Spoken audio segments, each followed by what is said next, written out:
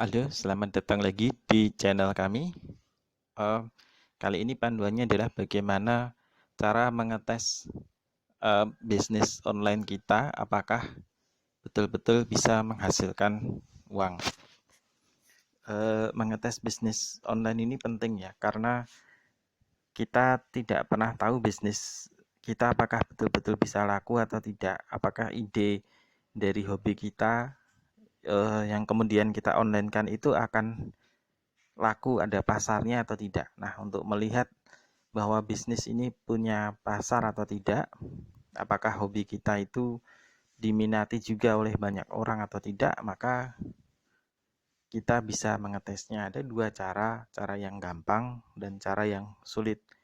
Untuk cara yang gampang, tentunya kita bisa eh, melihat dari ide yang ada di internet. Jadi sebelum misalnya membuat web, kemudian menawarkan dengan iklan dan sebagainya, dan ternyata kok tidak ada pembelinya, maka lebih baik kita tes apakah apa yang kita tawarkan itu betul-betul dibutuhkan orang atau memang merupakan hobi banyak orang juga atau tidak. Nah, karena berbisnis itu baik online atau tidak online sama saja. Kalau kita eh, tawarkan misalnya kerajinan tangan sekalipun di tempat yang bukan online, apakah ada peminatnya? Jika bukan tempat yang online peminatnya kurang, maka ditawarkan di tempat online pun juga biasanya juga akan tidak banyak peminatnya. Sekarang yang cara gampang, cara mudahnya untuk eh, melihat apakah bisnis kita yang kita tawarkan memiliki pasar atau tidak. Yang pertama,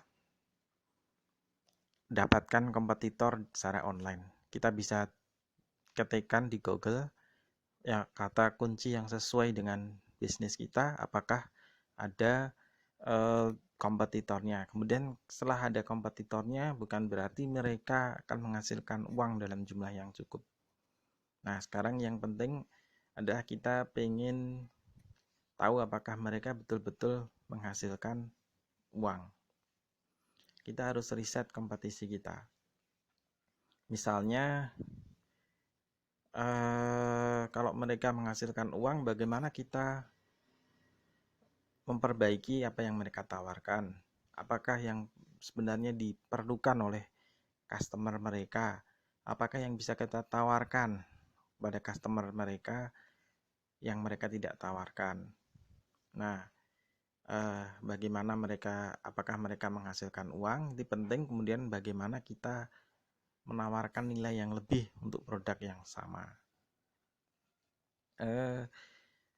Kalau caranya, kalau untuk luar negeri memang ada bisnis-bisnis yang memberikan laporan keuangan yang secara online. Tapi kalau di Indonesia memang kecuali perusahaan publik mereka tidak akan menyediakan laporan. Kalau di sini ada, di luar negeri misalnya ini bulan Januari berapa, ini bisnis-bisnis kecil gitu mereka ada, dan ini nilainya juga ini total dalam tuh 2, 3, 4, 5, 6, 7, 7 bulannya ada 1 juta dolar.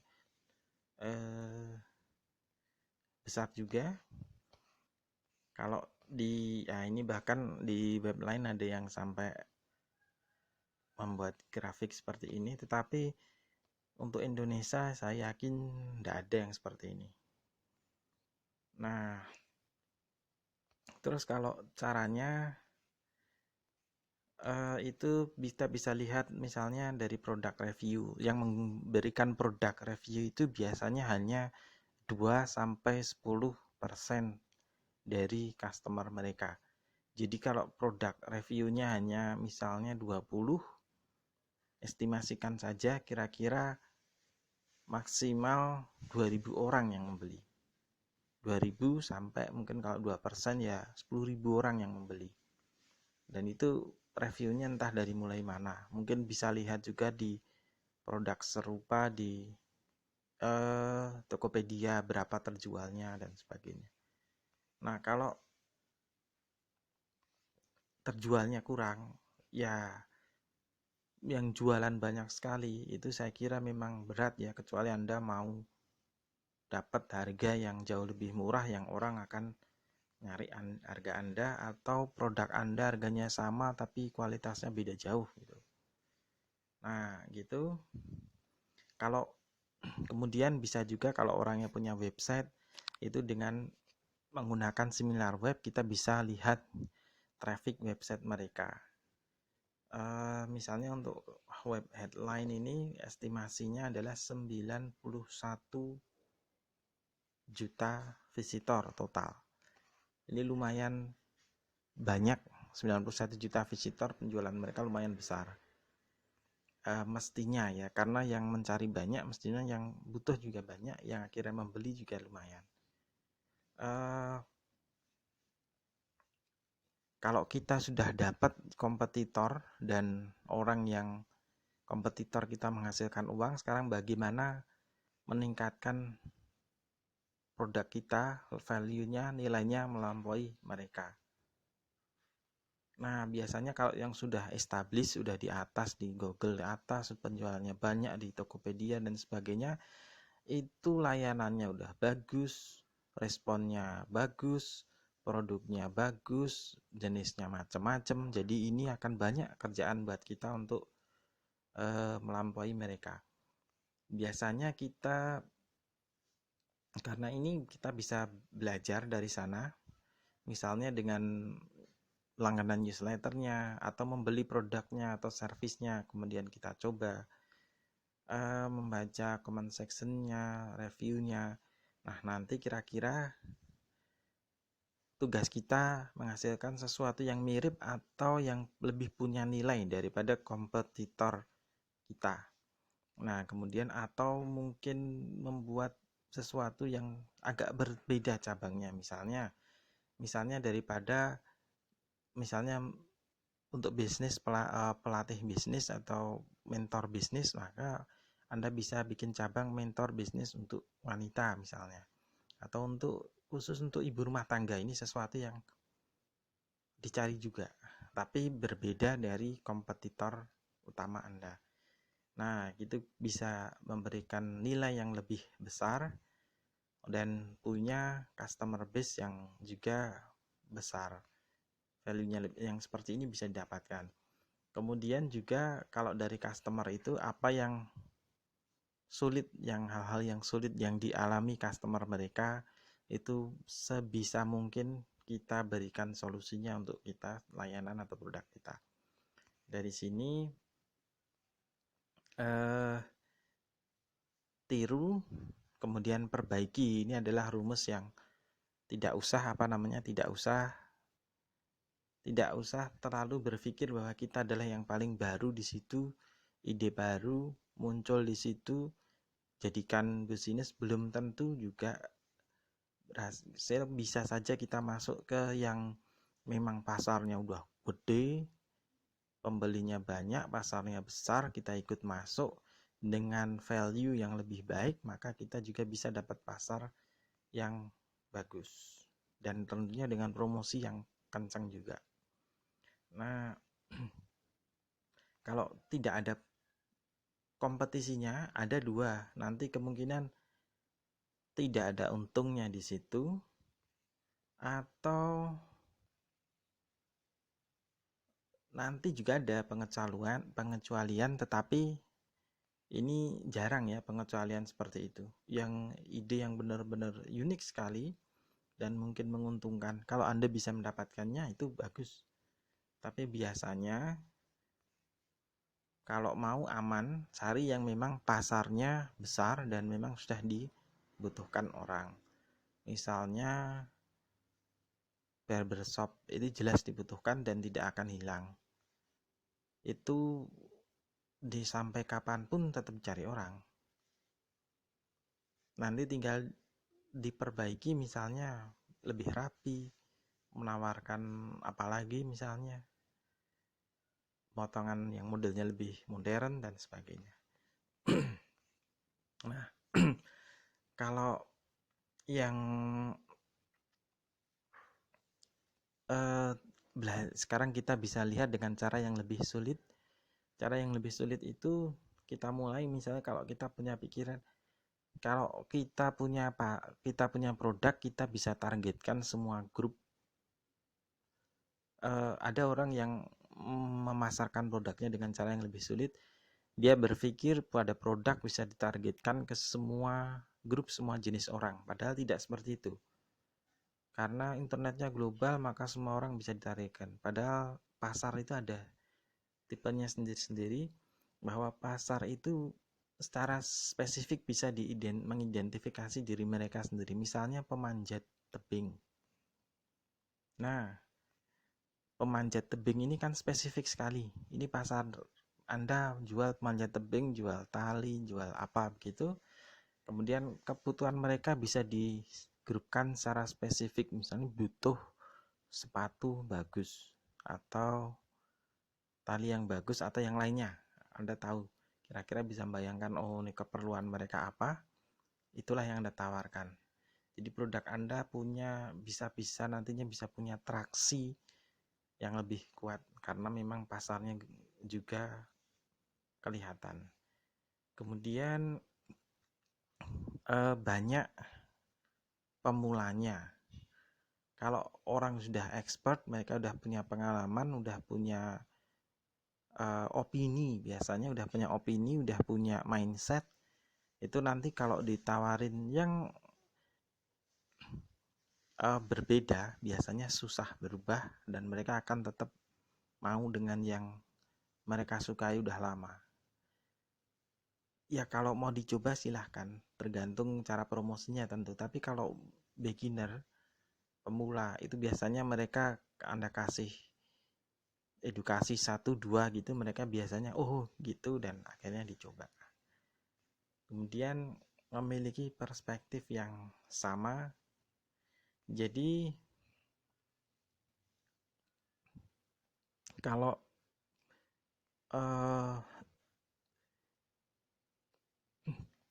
misalnya ini di sini ya, untuk kalau kita tidak punya perspektif yang sama, tentu saja jelas berbeda. Misalnya pelatih bisnis untuk pria yang memang tiap hari memang harus keluar bisnis, dengan pelatih bisnis untuk ibu rumah tangga. Ini sesuatu yang sangat berbeda mindsetnya dan nggak bisa dicampur. Jadi jelas targetnya akan berbeda sekali, produknya, servisnya akan beda sekali.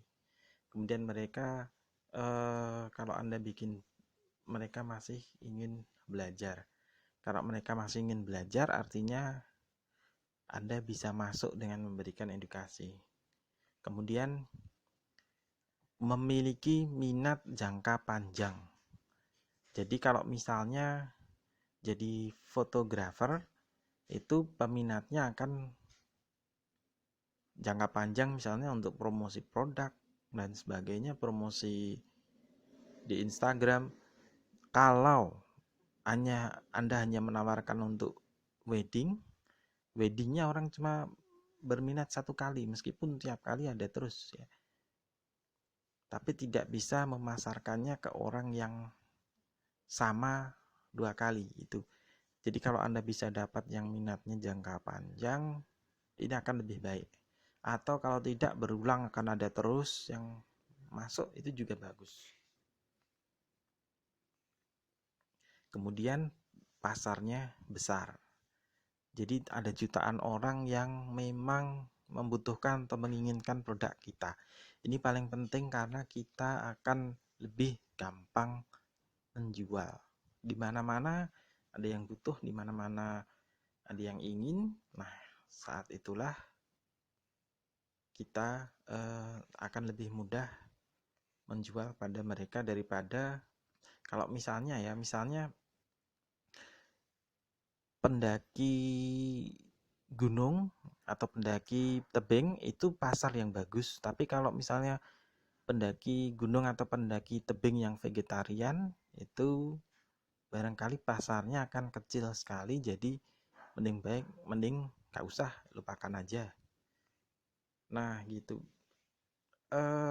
kalau kita sudah punya yang ide seperti itu, maka hal-hal ide-ide aneh di kepala kita bisa kita hilangkan daripada kita coba-coba, kemudian akhirnya udah kita taruh uang di situ, kita udah kerja banyak di situ, dan akhirnya oh ini ternyata pasarnya nggak ada. Akhirnya mengulang lagi. Nah, begitu eh,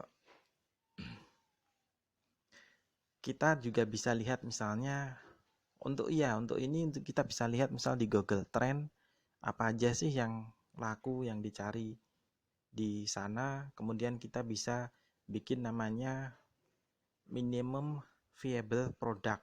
Apakah produk atau layanan kita itu fitur minimumnya apa yang mereka butuhkan? Mereka butuh produk kita atau service kita itu dengan fitur minimum apa? Kalau fitur minimum seperti itu harus kita penuhi, kemudian kita tambah yang mereka sukai atau yang membuat mereka puas. Bedanya di situ. Nah, ini Google Trend bisa, kemudian kita harus juga bicara dengan calon konsumen ideal kita. Nah, ini bicara seperti ini bisa dengan survei ke orang yang tidak dikenal atau sekedar tanya aja.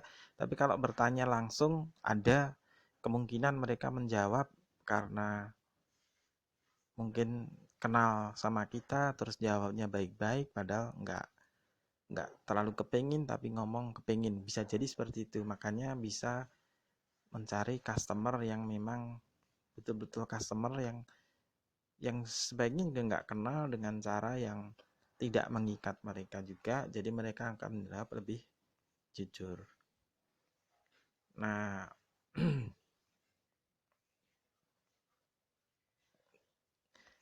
di sini kita bisa melihat bahwa orang yang asli dengan masalah yang asli, yang apa yang mereka perlukan, disinilah kemudian kita pecahkan dengan produk atau layanan kita. Belajar dari mereka sebanyak mungkin dan kemudian bisa kita pakai untuk memperbaiki produk dan layanan kita. Nah, inilah tips dari kami bagaimana cara mengetes apakah produk atau jasa yang kita jual ini memiliki pasar atau tidak. Sekian, terima kasih telah berkunjung. Salam sehat dan sukses selalu. Assalamualaikum.